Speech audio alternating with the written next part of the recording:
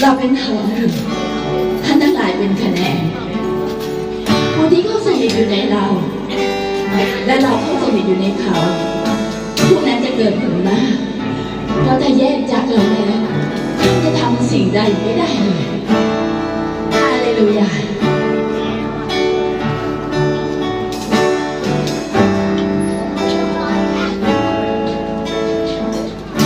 หัวใจที่ต้องการจะต้องเติมให้เต็มหัวใจที่แห้งเหือดจะส่งให้ฉันชื่นบานหัวใจของฉันต้องการอยากรู้ว่าใจเราอยากดื่มอยากทานแล้วที่ไหนสักวันคราวลึกลงกว่าเดิมลึกที่จะรักพระองค์พระเยซูรับฉันเข้าสู่พระสวงลึกลงกว่าเดิมลึกลงในความรักแสนประเสริฐฉันต้องการจะรักมากขึ้นกว่าก่อนฉันต้องการอยากจะรักให้มากกว่าก่อนอยากจะรับพระองค์มากขึ้นทุกวันให้พระองค์เป็นหนึ่งในชีวิตของเราฟังพระสุรเสียงของพระองค์อธิษฐานกับพระองค์วางใจในพระองค์ให้พระเจ้านำทุกเส้นทางเดินของเราอย่างอาทิตย์ฉายส่องจะส่องหาพระพรเดินไกลเข้าสวรรค์สุดดินแดนแห่งสัญญาดวงใจจะพบพระองค์จะพักพิงแล้ววางใจจะอิ่มในความรักจะพักพิงมาลาลึกกว่าเดิมลึกที่จะรักพระองค์พระเยซูรับฉันเข้าสู่พระสวงลึกกว่าเดิมลึกลงในความรักแสนประเสริฐฉันต้องการจะรักมากขึ้นกว่าก่อนฉันต้องการอยากจะรักลึกกว่าเดิม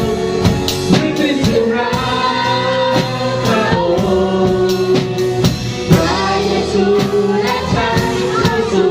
พระสวงลึกลงกว่าเดิมลึกลงในความรักของแสนประเสริฐฉันต้องการจะรักมากขึ้นกว่าก่อนฉันต้องการอยากจะรักให้มากกว่าก่อน ความรักของพระองค์พันผูกเราไว้เป็นเขาเราไม่สามารถที่จะแยกไปจากพระองค์ได้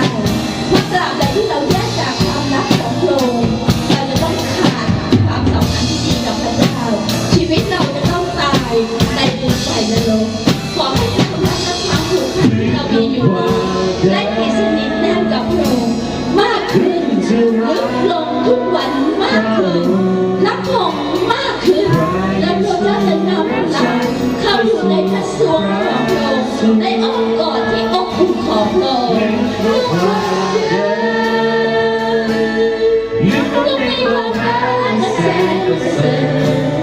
ฉันต้องการจะรักมากขึ้นกว่าก่อนฉันต้องการอยากจะรักยิ่งกว่าเดิมลึกที่จะรักพระองค์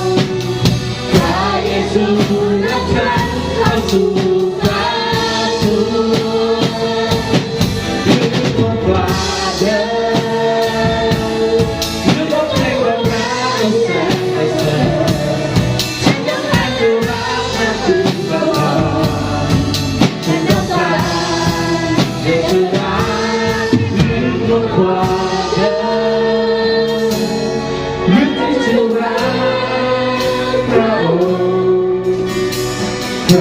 ยซู